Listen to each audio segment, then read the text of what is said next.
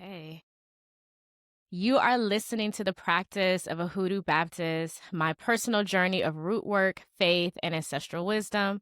This is where I honor the ones who came before me and share what's been passed down and walk you through my experiences of being unapologetically aligned, covered by spirit, guided by blood. Today, we have a very special guest, Dr. Lindsey Stewart. She is an associate professor of philosophy at the University of Memphis. Okay, girl, where she weaves Black feminist philosophy, Southern identity, and spiritual traditions in her scholarship. Her newest book, Conjuring of America, Mojos, Mermaids, and Medicine, and 400 Years of Black Women's Magic, explores the radical spiritual legacy of Black women. Thank you for coming to talk to me, Lindsey Stewart. Hey, girl, hey. Hi, thank you for having me. Listen, first of all, the book, what got me super, just stoked to talk to you is, first of all, the title of the book. Yeah, The artwork is gorgeous too, by the way. yeah. Yeah, I think it's all super perfect. And I don't know if you know this, but there are a couple of book club groups that are within the I would say, I guess, the ATR space, the Hoodoo, Mm, like for example, there's I'm a part of a book club called Buku Hoodoo. cool. Hoodoo Book Club is run by amazing Black woman named Chantrell P. Lewis. She's also a scholar. She's also a documentarian. Like she's all around amazing. But Yeah, for the most part, no buts. A lot of us have come together within this community, within this space, because of the book club, because it started out from her documentary, and the girls dropped you in the book club in the group chat. And it's so cool because we usually just we pick a book like once a month, or just depending on the amount of pages and all that. But they could not help themselves, because you're not necessarily, we haven't read you as a group yet in the book club, obviously, because the book just came out 2 days ago, right. right? But someone dropped you in there like, oh my God, like, look what's about to go down. Like, and we're all like, oh my God, like, who's this? Like, so it was a whole thing. And yeah, someone else brought up your first book, if I'm not mistaken, about Black joy. Yeah, And someone brought that up, and they were like, yeah, this seems like such a turn of a mm, different type of book right. for this author. I mean, can we talk about that? Like, what inspired this book, and right now, like, why do you think it's important for you to Yeah. get this out right now? So my first book was, I'm in academics. It was geared towards other academics who have this very narrow field that they're looking at. But I've always wanted to be a writer. So I really wanted to write for a wide Mm, audience. And one of the things that just kind of kept coming back to me during COVID, we're all sitting inside watching the news of just horrible deaths happening all over the yeah. place. We were seeing story after story of Black people dying by the hands of the police. Like, it was just a really dark time. And I was trying to figure out, well, how did other people get through stuff that was much worse than this? Like, our Yeah. ancestors really did go through um, some things that you could say were far worse. So, how did they do it? How did they manage to still have joy, even Yeah. still produce these amazing aspects of American culture? How did they do that? And I came back to these conjure women. Mm, Um, And I was like, man, they really are kind of missing from the overall history of Black people in America. Like, there's yeah. definitely people who have written about conjure women, um, Absolutely. hundreds of years, right? But I was really interested in writing a story that really kind of connects these different traditions together under conjure women, to kind of give people a sense of how this tradition has been going on for 400 years. Mm-hmm. Yeah. Mm-hmm. That's amazing because it's for us within the community, and when I say that I mean like for me, for example, my family, majority Christian Baptist Mhm. and Black Indigenous on both sides, Creole as well, Alabama Creoles. On my mother's side, very spiritually gifted people, and also a lineage of Hoodoo practitioners. Mm. So we have not necessarily um, have always had community outside of the family. Right. And so it's been really cool to see all of us, kind of find each other, folks who practice an African traditional religion or Mhm. derived religion, folks who have conjure women, conjure grandmothers, conjure aunties. Like we all have found each other, I think, in this time because of social media, and folks like yourself that are deciding to write about what's low key kind of been like shamed and Yeah. silenced and erased. Not even low key. I shouldn't say low key. Right. Definitely have been shamed and silenced, Yeah. and even some erasure. And I think that Mhm. erasure has a lot to do with media, propaganda, even Hollywood. You know what I'm saying? So it's really it's right on time. I thank you for writing this book. It's right on time. I know so many people are going to gravitate towards it, Mhm. and that's why we're here. And I want to, without giving away too much, let me tell you, I did get excited because you have an entire chapter. There's an entire chapter, y'all, dedicated to the Candy Lady. Yes. And when I saw that and I listened, I was like, and all the candy ladies from my childhood, like Mhm. literally just ran through my mind. And Mhm. some of them, I don't even know their names Yep. or remember their names, and I know a lot of them did not remember my name because there were so many kids that they would just see, Yeah. and yeah, and I just used to be called child. Like child is a pronoun, okay?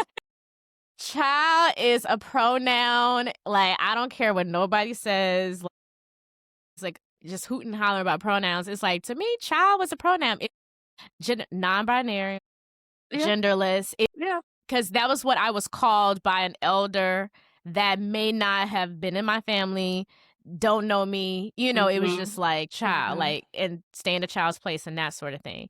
But I was so excited to see somebody actually talking about the Candy Lady because it seemed like when I moved to California as a kid, like that just wasn't a thing, Really? or it was just, yeah, well, and to be honest, I moved to California when I was a teenager. So I Okay. lived in Alabama majority of my life.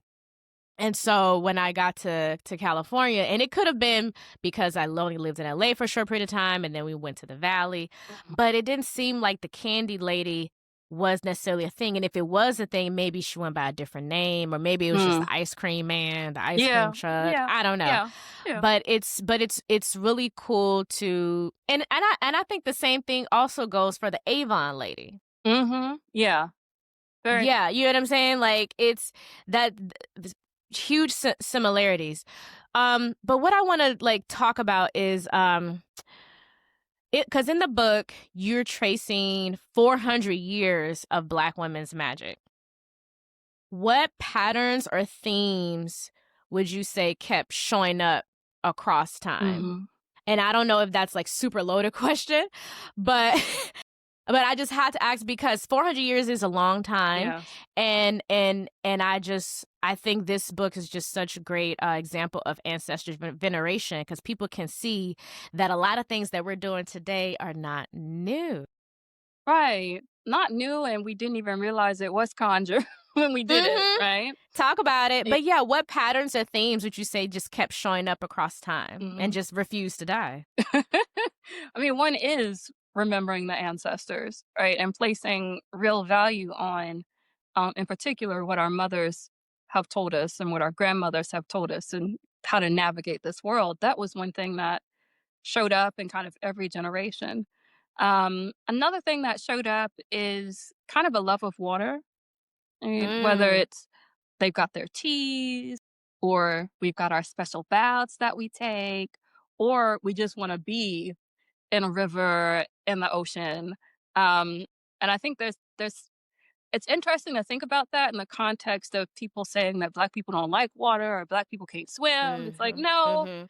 no, we really kind of revere water, and that's been going for 400 years. I mean, so that's just two things. And I think there's Mhm. also an interest in um, diet, right? What we eat, Okay.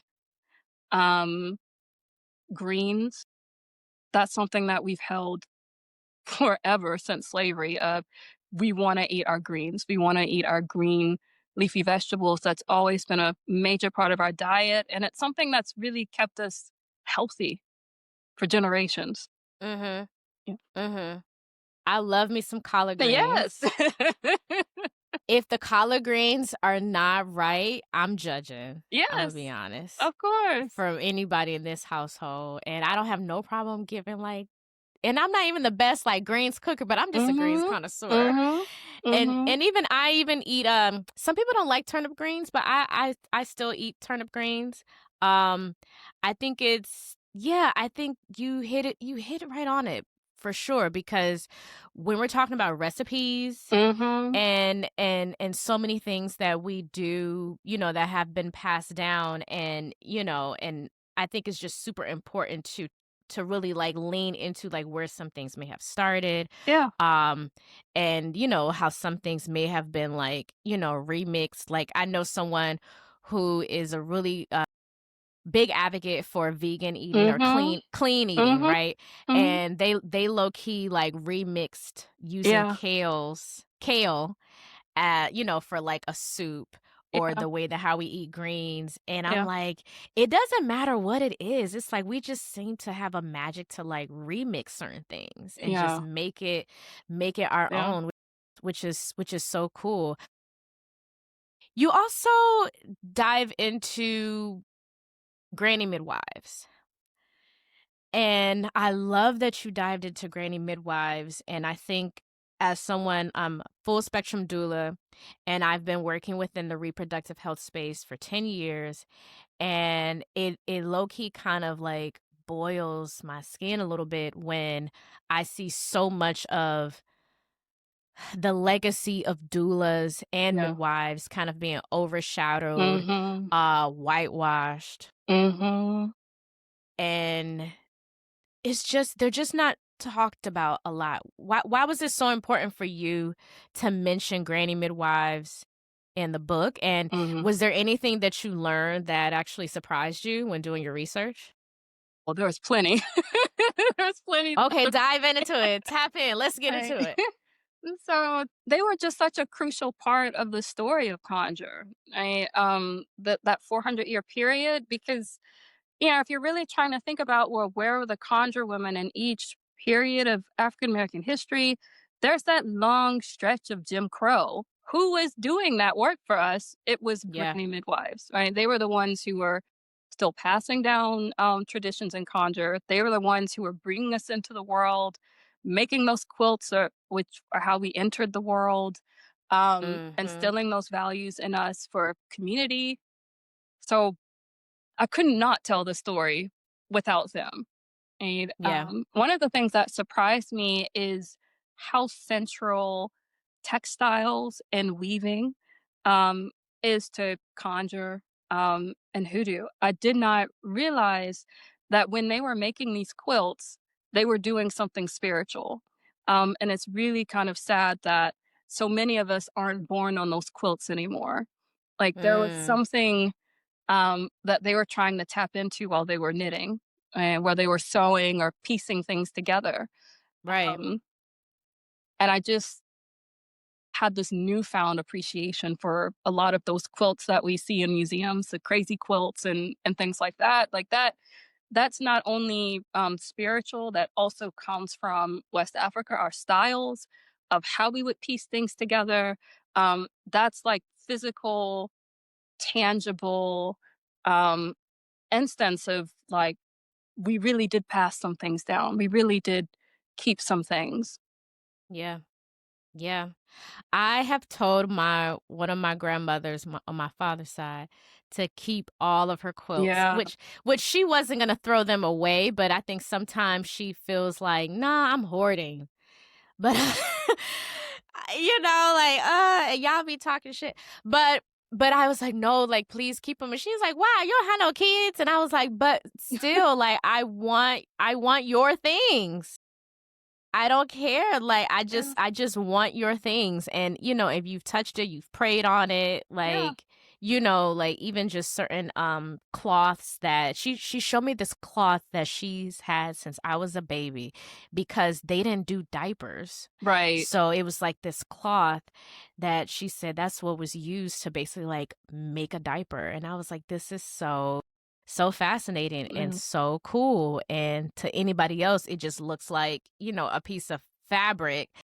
But there's so much that's carried within these items. yeah, You know what I mean? So yeah, I always think about that when I'm in museums and I see yeah, quilts.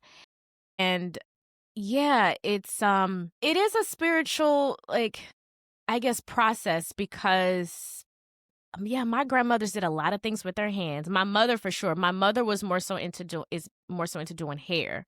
yeah, So she used which her is hands. also part of it. Yeah, Yeah, absolutely. Yeah, because I think that's what it's about, like using your hands. I mean, Um, hair is the first textile.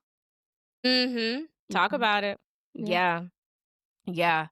Let's get into a little bit about your research, or if there was like a personal memory, or even a story. Can you share a story, whether from your research or a personal memory, that felt like a turning point in how you understood Black women's spiritual power? mhm, mhm.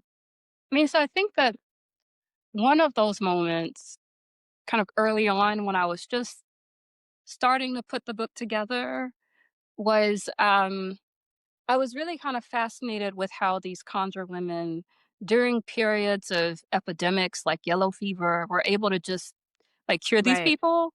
And it's like you've got medical doctors who are kind of making it worse because they were using practices like leeching or taking people's Mm. blood, which would kind of weaken them, right? And conjure women had this tendency to use practices that weren't intrusive. So, and a lot of Mhm. midwives too prefer things that are not intrusive, right? So, we're going to give you a tea, build up your immune system, and just kind of Mhm. let you rest, right? Help you build up your energy, or they might even call it ashe, so that you can Mhm. heal. So I was really interested in that. And I found out, looking at a lot of ex slave interviews, that there were particular herbs and roots that conjure women went to, because the landscape is so similar in parts of the South. Right. And, these women were like skilled botanists. I mean, I always try to tell people, if you didn't grow up with this and you didn't have older women in your family telling you pick this herb, that herb, don't go out there and do it because you could die that way. Like, you really need that information passed down, Yeah.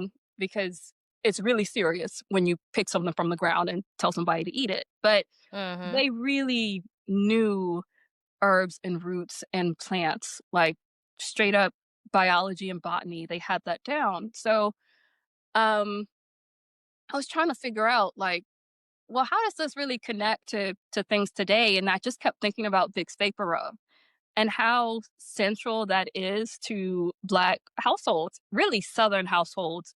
You're gonna find Vicks Vapor Rub.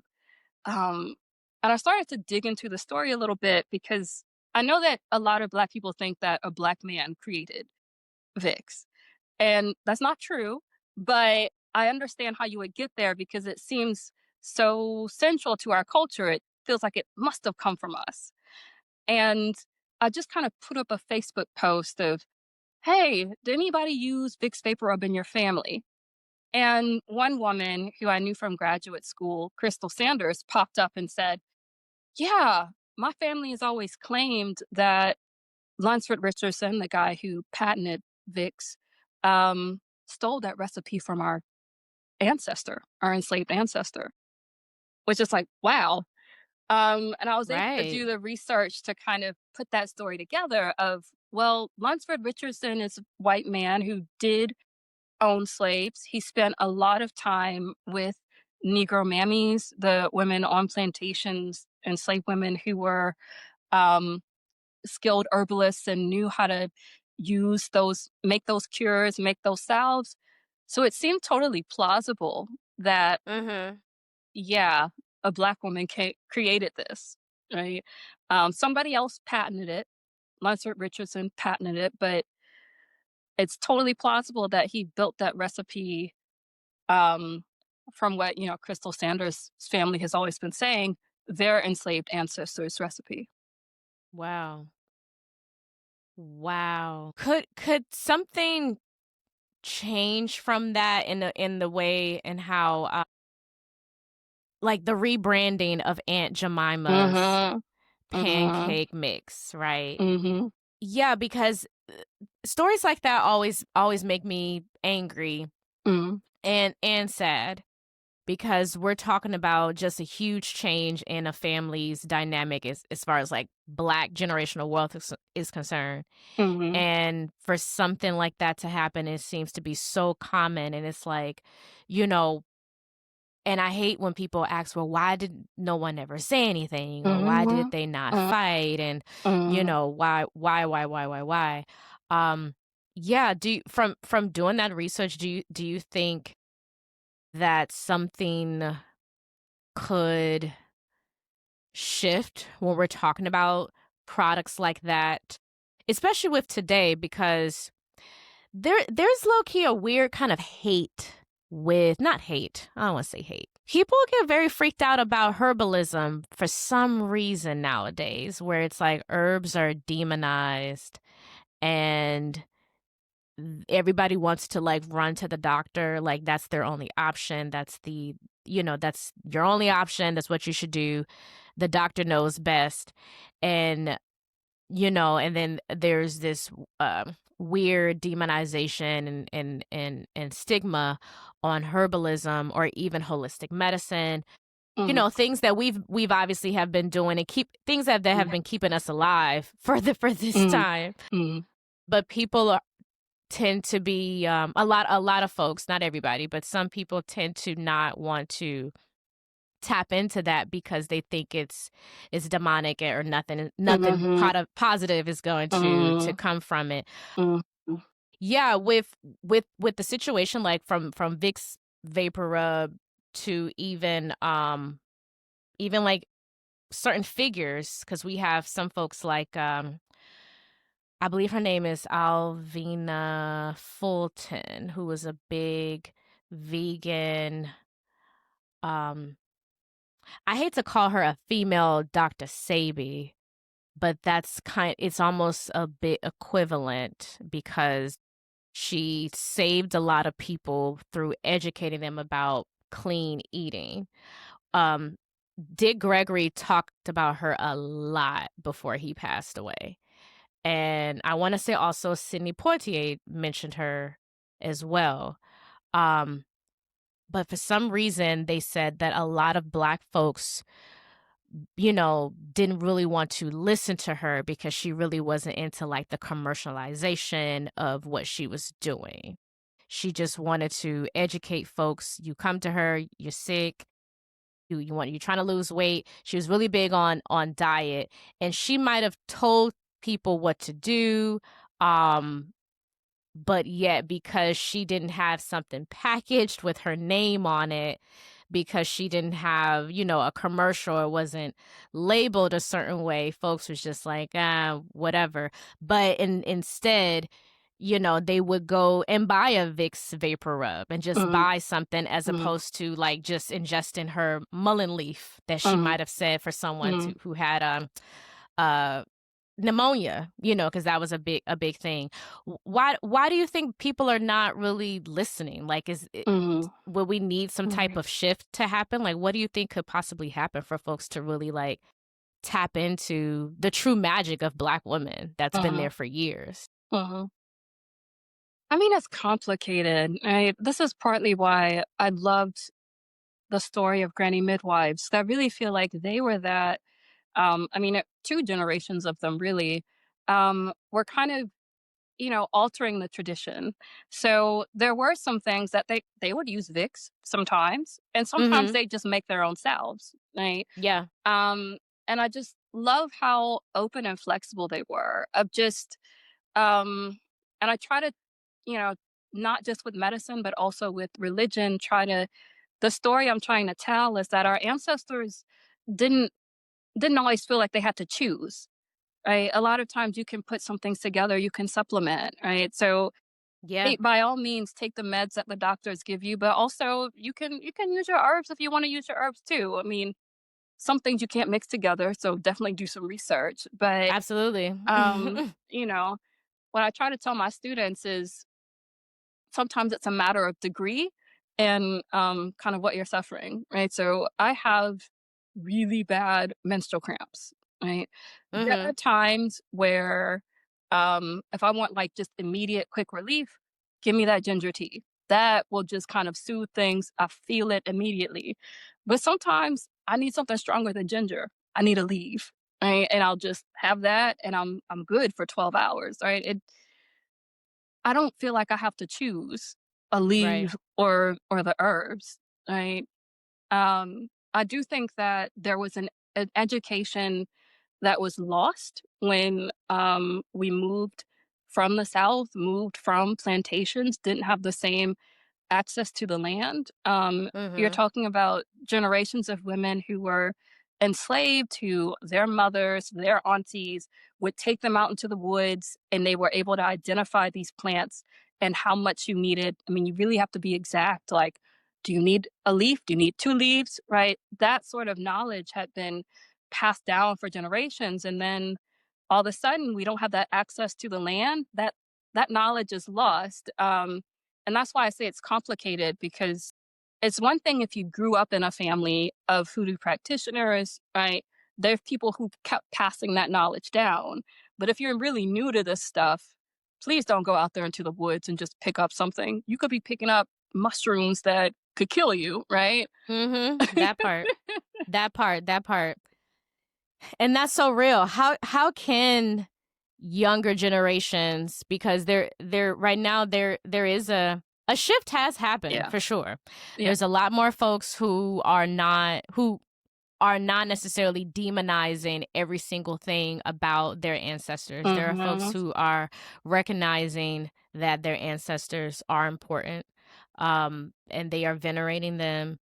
I think a lot of people are also reclaiming, parts Mhm. of their lineage for sure through learning about African traditional Mhm. religions or derived religions, finding communities, reading books, Mhm. Mhm. and maybe even tapping into their own genealogy, just really reclaiming that. How can younger generations reclaim this magic? Let's just call it magic, because I think that's truly what it is. How can they reclaim this magic without falling into commodification Mm. or even romanticism Yeah. Yeah. or worse things? I don't know, like Yeah. what's worse. What could go wrong? What could go completely wrong? Because we really don't want people, we definitely do not want people going out and just picking up something and just eating it, or putting it, in a yoni steam and putting it in their vagina. We don't want these things. We don't want it. So, so what can we do? Like, but truly, like, Yeah. how can? Because we Yeah. we we want folks to be safe. Right. We want folks to tap in and to explore and reclaim, what was once lost. But we want them to be safe. So how can these younger generations safely reclaim this Mhm. magic? Mhm. I mean, some of it is just also finding the right nurse practitioner or doctor who will advocate for you, listen to you, talk with you. That's very hard to find, especially for Black people in this country. Yeah. But if you are able to find one, that's a great way to start. It's also really hard to find Black doctors, but when you do find them, they can be really amazing. I've had some really help me with some issues. I think also reading a lot, which is hard because Um, I feel like we're in a moment where it's really easy to just kind of click on sites, but it takes more time and energy to pick up a book. But Mhm. um, if you kind of want to know more about our ancestors, you got to read, because a lot of that stuff, um, you might not be connected to those communities that have the stories. You might have to pick up a book to find out. Um, I think another thing that's also really helpful is, um, remembering that there's no reason to feel shame about the things that our ancestors did to survive. I think that's probably where the journey really begins, is kind of sitting with all the ways that American culture, American society has tried to make us feel ashamed of our Yeah. ancestors, right? And you Yeah. really have to work through that, to get to, how can we properly honor them. Yeah. I think that's super important for anyone in their journey to break those generational or intergenerational curses, Mm, is to not feel, ashamed that they had ancestors and they believe their ancestors were in the big house, or if their ancestors mhm, were on the fields, mhm, um that their ancestors decided to leave the south and go up north, or to go west or go east. mhm, mhm, um just be happy and proud and grateful, appreciative that they just decided to live, period. I think that's super important. Yeah, I think, at least for me, because a huge reason why I'm creating or doing this platform is because I have found this as my own way of reclaiming something that I couldn't talk about when I was a mm, kid. mhm. I can say my great grandmother was the hoodoo lady Yeah. to everybody at church. I couldn't say that.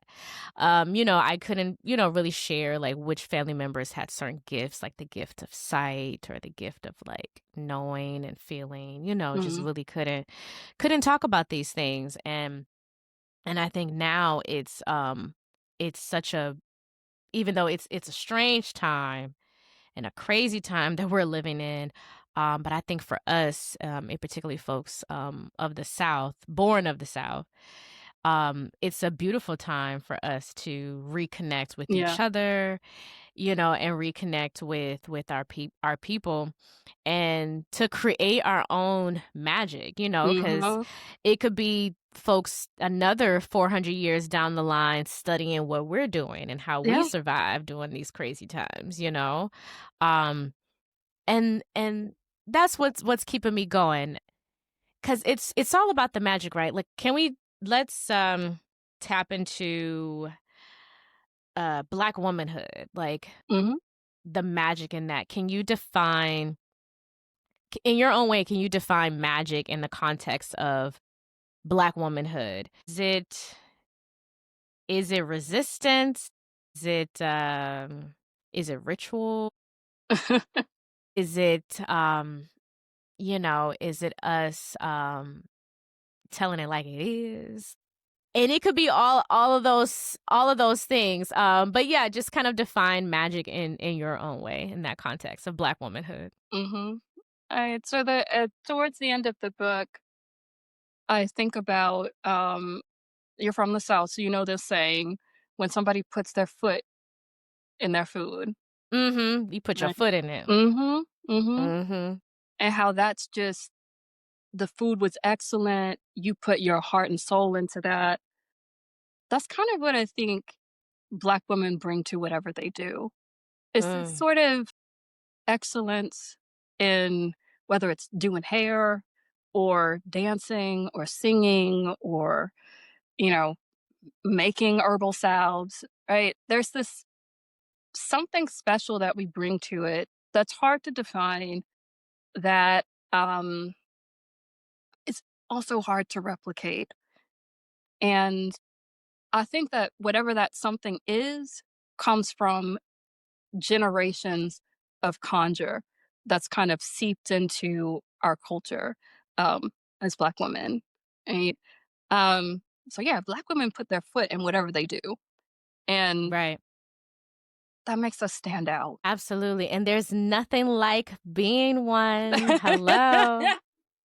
Hello. There's a nothing like the real thing. Which is why I don't really trip over when other people, non-black people, Mhm. do things that black women do or try Mhm. to replicate Mhm. because I know I'm the real thing. Like there's no reason to trip. I'm flattered. Like, that's cute what y'all are doing. Okay. Like, all right, I see it. Whether, it's how we talk, how we Mhm. walk, Mhm. how we wear our hair, how we wear our makeup, how we kind of we drip in jewelry or do our Yeah. nails. Yeah, it's like, Yeah. okay, We've like always this. been at the forefront of American culture. We're the movers and Mhm. shakers. So yeah, people wanna do what we do. Absolutely. And even though cuz what we do every day for a lot of us is sacred. Mhm. And even sometimes we can't even explain it. Mhm. It's just we just do it. Um is there or what would you say is the relationship between the sacred and the everyday for black women? Mhm. Mhm. Yeah, I mean, I think for us, I mean, one of the things that I loved with working through these different things in the book, in The Conjuring of America, it seems like we brought that sense of sacredness to whatever we were doing. Yeah. So, every day was sacred in a sense. So I really like this thing that people used to say about, Leah Chase, the woman who ran Dookie Chase for a long Yes. time. They would Yes. say that when something like when Leah's in the kitchen, she's praying. Mm. And for her, part of what it meant to pray is to be at that pot cooking. I'm like, that Cooking. there is something about how Black women relate to crafts that is like that. I definitely felt like that when I was writing the book. When I'm at my typewriter, banging this manuscript out, I'm praying. I'm communing with my ancestors. It's To me, it's all conjure. So with Leah Chase, her cooking, that Mhm. was conjure at finest. Yeah. Finest conjure. And I'm jealous of anybody who actually had her food. I can't stand you. And no, I mean we know obviously you can still go to the restaurant in Yep. New Orleans. Please go, Dookie Chase. It's amazing. Mhm. Um, but I'm still jealous of you because 'Cause it's you not the got same. yeah, because Uh, it ain't. Thank you, and it's no disrespect. It's no shade to whoever up in there cooking. We love you. it's still Okay, excellent. it's still excellent because it's still her recipes. Right, right. They still got it down packed to her the spices she wanted, just the right amount of salt, Mhm. whatever. We know she still run that thing. Yeah. We know this. May she rest, but we know she still run it.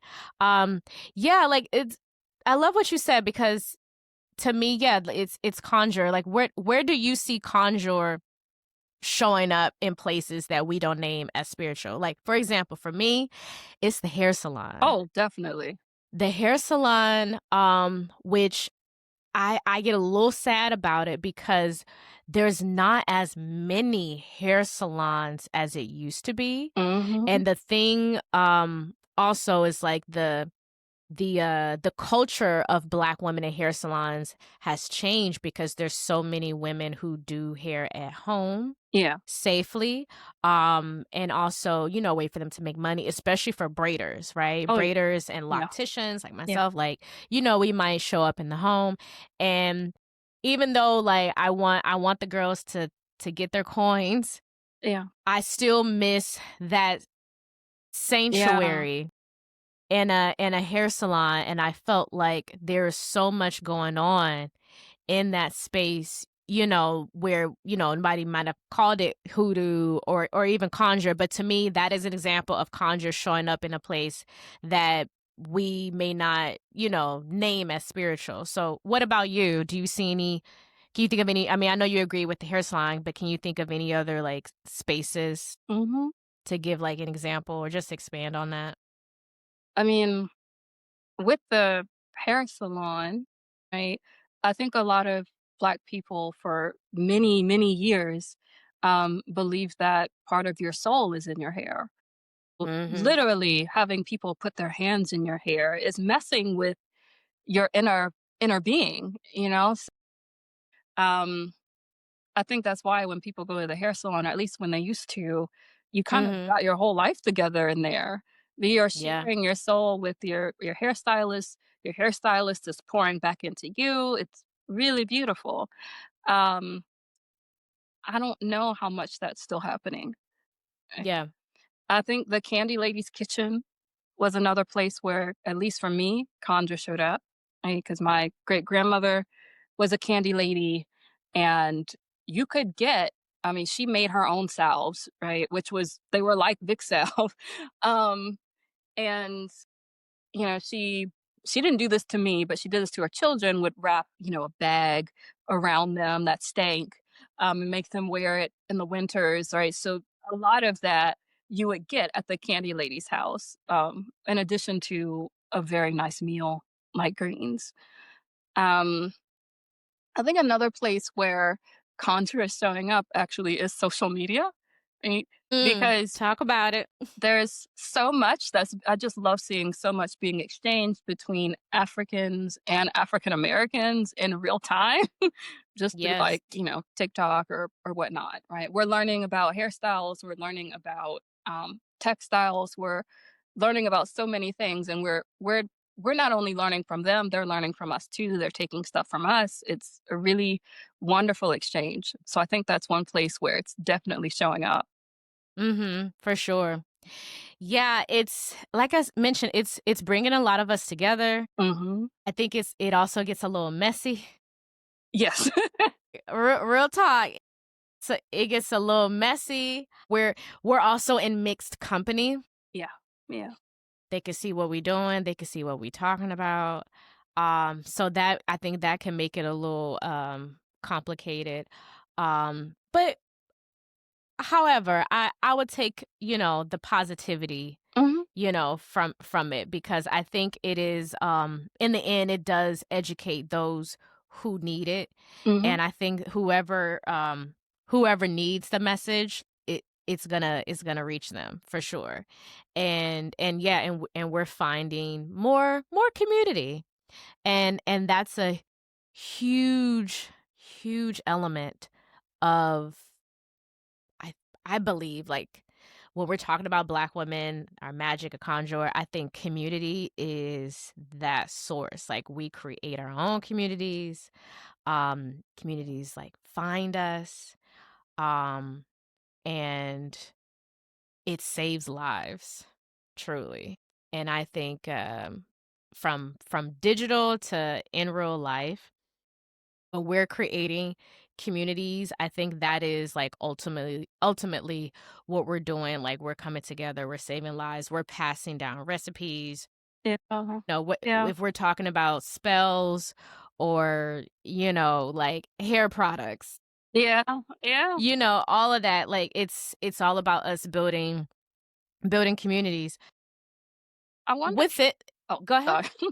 No, go One of ahead. the things I've been like thinking about is like, how we'll go on brunch on Sunday, Mhm. right? We'll like skip church and just get a bunch of Black women to go to brunch. I'm like, is that like new church? Think so, because I mean, I think it also works for a lot of us who may have left the church for whatever reason, Yeah. or may not have found a home church yet. Mhm. Because coming from the South, that is a big deal, like to Yeah. find a church home. Yeah. Um, but yeah, I think even like with us coming up to reconnecting and doing brunch, like Mhm. it's not always about the food. It's Yeah. about Yeah. girl, let's talk. Yeah. What's on your mind? What's been going on? What are you going through? Or let me share. Yeah. And also just a space for us to see each other, to do Mhm. those check-ins. Yeah. and to have those downloads. Oh yeah, like brunch for sure. And then of course, we need a reason to dress to the nines. Yes. I mean, we need a reason, but low key we don't, because some of us will go to the grocery store and still like be showing out. But yeah, I for sure I would definitely say for us, like new age in a way. Brunch is the thing. So what I was gonna get into, when we were talking about like community and the digital space and how that's like another space for us Mhm. conjuring, especially from folks of younger generations coming up. Um, a lot of There's always a lot of discourse around like money, Mhm. black women charging for their services when it comes to magic. Mhm. Charging, whether they charging too much or the fact that they are even charging, period, for whatever it is that the service is. And this could be for my girlies who are, tarot readers, Mhm. um, Mhm. psychics, mediums, Mhm. for those who may be writers, Mhm. storytellers, hairdressers, everybody across the board, all of us across the board. There's always this. I always see this weird thing as, but I guess okay. I'll be specific. Like narrowing it down to those who are within the space of providing services centered on conjure. So like Mhm. our readers, Mhm. you know, Mhm. and yeah, and it's almost like folks don't want black women to charge them for that, or there's this kind of push for, even for my black women who are activists like myself, like, Mhm. you're an activist, why are you charging to speak at a Mhm. panel? Mhm. Mhm. Why are you charging to for your presence Mhm. essentially, and for you Mhm. to kind of give Mhm. us to consult, with us Mhm. on what we should do. And I love to use Auntie Caroline Die Yeah. as an example, because it legend has it she did not charge for her services. Yeah. And I totally understand why she may not have charged for her services. And even though she may not have said, okay, that'll be $8, $40, whatever, people still poured back into her Mhm. Mhm. through money. Mhm.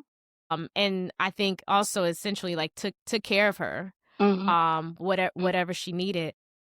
So for me, I like to use her as an example because even though she might have felt in her soul and her spirit like, no, these are my people. I know they ain't got it. Like, Mhm. just it, Mhm. and Mhm. it could have been like a where she was just like, oh, just give me just leave what you Mhm. got, child. Mhm. Leave the wooden nickels, leave the dollar, the cent, whatever it is. She could have just Yeah. been like, yeah, just give me what you got. It's not that deep, and that's totally fine. Um, I like to use her an example because I think that's so beautiful, and that could have been her calling what she felt in her spirit. But I tell my sisters, don't feel bad for charging what you're charging, and your price is your price. Please do not feel bad about that, because we have a whole lineage. You have a whole lineage of ancestors, women, particularly black women, where they could not charge anything because the law prohibited them from Mhm. charging whatever they want Mhm. to charge. And it also could have been because, out of fear, them not wanting to get in trouble. I was like, but you're living in like we're living in a different time, and there's been too much of folks making money off of us for too damn long. Too long. So please don't, if that's your calling, like, please don't feel bad, because so many folks went through what they went through, and now you are in the position to to make money off of your creations, Mhm. whatever the creation is, like, Mhm. you put in time, you put in effort. um get your paper. Like, it's totally okay. So I would like for you to share a little bit about Auntie Caroline, share anything that may have surprised you about her as well, because I'm always surprised. There's not a lot of research about her online, and you really gotta like dive into it. But I love that her name is said. Like she was Mhm. another great surprise, I think, from like listening to the Yeah. book, and I Yeah. was just really happy to see her name. So can you talk Yeah. about her? Yeah, I mean, and I feel like that issue is so complicated, right? Because on Mm-hmm. Caroline die, she didn't charge anyone, right? So, but she died like a millionaire. So it's like, how did this happen, right? Thank you. And some of it was, people would just donate stuff to her, right? Mm-hmm. But she was also a businesswoman, right? So she was Yeah. running a little side kitchen while people were waiting to get their cards read. She was hustling in a lot of different ways, right? She also owned some properties. She was Mm-hmm. kind of managing properties, right? So I think that people are, especially when people are in this day and age, really suspicious of religion and spirituality, really worried about being, conned or taken in. I think that there's always going to be that kind of, why do you want money from me for something spiritual, right? Get that, you can kind of worry. Um, but I also can see how, I was reading stories about midwives, granny midwives, who they were Yeah. really in a hard position because they felt like they were called by God. So they did not need to charge people. But then you would have, granny midwives talking about, um, you know, Black people in their community ducking them because they don't want to give them any money. And it's like, how am I going to continue this work if I don't have money to live off of, right? So I kind of get both sides of this, and Mm-hmm. it's so complicated. But on Caroline die, I wish there was more information about her because um, she just seems like a total, um, excuse my language, badass, right? She Mm-hmm. just, I mean, you have like people from the KKK showing up at her house, asking her, did so and so really rape this person? Because we want to make sure we got the right person, right? And Yeah. she wouldn't give out names. She would just like, string them along until they got tired of asking her, right? She was in a Mm-hmm. really weird position with that time period, but she died a millionaire. Like that's just insane. Yeah, for a woman of her time, Mhm. you know? Yeah, and I love that. They would attempt to use her as, like, a tool of Mhm. white supremacy, like, Mhm. use her word to lynch another Black Yeah. person, Yeah. and she knew that, Mhm. obviously, Mhm. and Yeah, trolled them hard, basically. trolled them hard, and, yeah, I appreciate your response, 'cause I think that's beautiful that you do see both sides. And I think for me, I've seen both sides and I've felt both Mhm. sides. And Mhm.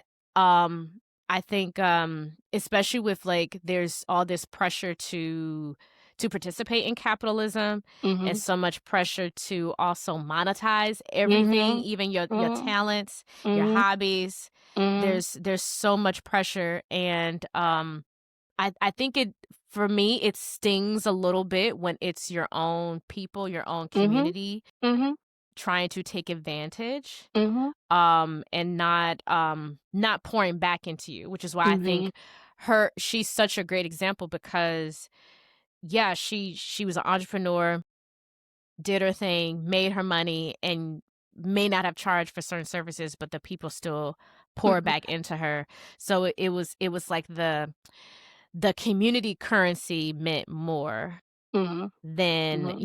her making dollars, essentially, even though she ended up making Mhm. dollars, but Mhm. that wasn't her focus. So I think, yeah, it's all about, like, intention too, for sure.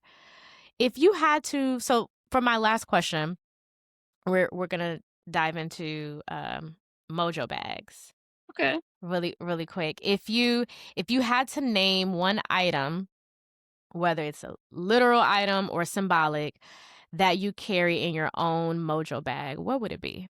I don't carry a Mojo bag, so I can't. But if you But come on, play there, along, play but along. there are some things that I remember watching this documentary. I think it's in our mother's gardens.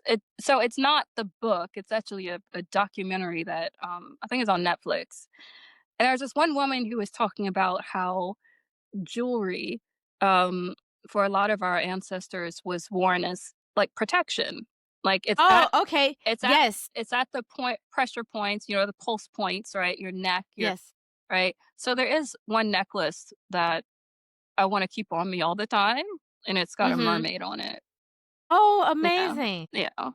amazing. What what do mermaids mean to you? Um, they mean rebellion, social rebellion. They mean the possibility of change and transformation. That's why I like to Mhm. keep them on me. Because it reminds me that there are or there's always been stories about mermaids that just kind of um they were vengeful, they protected black women, they served justice for communities. And I really want to tap into that, when I'm going about my day. If there's anything I want out there protecting me, it's the mermaids. Yes, absolutely.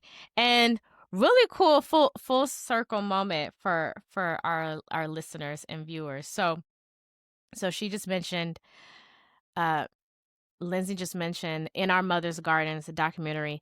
That documentary was directed by Chantrell P. Lewis, who created the Buku Hoodoo Okay. book club, Yeah.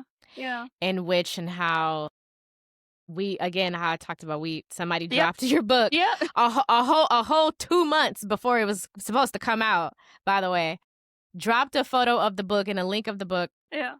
in our because we have a group chat for the book club, dropped it in there, and that's how I was like, yo, I have to have a conversation with this woman, and I'm going to read her book. And yeah, and in regards to protection, I believe you're referring to, we call her Mama Coco. Mama Coco in the documentary, she's amazing as well. She is also a Yoruba priest. I believe she practices lukumi, Mm. and she's always wearing her Yeah. protection. She rarely even calls it jewelry, I want to say. She Yeah. says like these are my shields. Yeah. Yeah. This is my protection from her head wraps to her necklaces, Mhm. medallions. Like she just carries it with her all the time. And I really do appreciate like all these different just examples of how Black Mhm. women find representation. Yeah. So even how you were speaking about mermaids, like how they Mhm. represent transformation for you, and you were, Mhm. fascinated by that, but it really does represent something magical for you where you actually see yourself. Is there anything that you would like our listeners to know about what's next for you? I mean, now that the book is out, and I'm going to make sure people dive into it, I'm going to remind the group chat like, "Hey, book club, we need to put this on the list to tap into, whether it's to listen." It is also a great listen. I love the person who's doing the narration. I love their Yeah. voice. I Listen loved to her their voice. too. Yeah. Yeah, like spot on. But yeah, like tell us a little bit about like what's next for you now that the book is out. Like any Mhm. plans, any book tours, because people really need to know about this book and about your mission for sure. So what's next? So I will be on Tabitha Smiley's show next week. Uh, like a Perfect. few more podcasts that I'll be on. Mhm. One of the things that we like to do with book tours is really kind of link it with universities. So there'll be some universities where I give talks and they'll have a chance to meet me then. And yeah, working on a novel. So that is the things. That's what I'm doing. Yes. Amazing. I love that. Thank you thank you again. Like, the book is brilliant. It's beautiful. I think a lot of Black women are going to resonate with it and um, dive into a little bit more with their ancestral wisdom. I think it's so fun too. I Yeah. think it's such a fun listen. It's not it's really touching on a lot of things, like from mermaids to mojo bags to midwives and quilts, the candy lady, y'all. It's really touching on so much across our generations.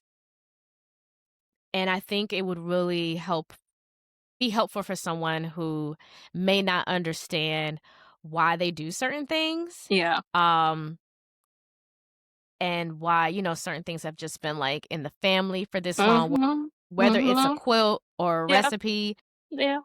This book is gonna help them connect the dots for sure. So, thank you so much. I hope you are Mhm. proud of yourself because Yes. I'm proud of you. Okay, great. Oh. Making sure, like, I hope you are Oh. proud of yourself. Yeah. Thank you again Well, for thank you coming for on here to having me. speak with me. Good luck with everything. I wish you all more success. Thank you. Good luck on your novel. It's gonna be Yeah. great. You just dropped a book 2 days ago, and now you're already doing your novel? Or did you has the writing never stopped? Like, goodness, such a busybody. I love it, though. Yeah. Yeah.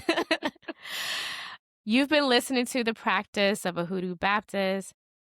Covered by spirit, guided by blood. Until next time, peace.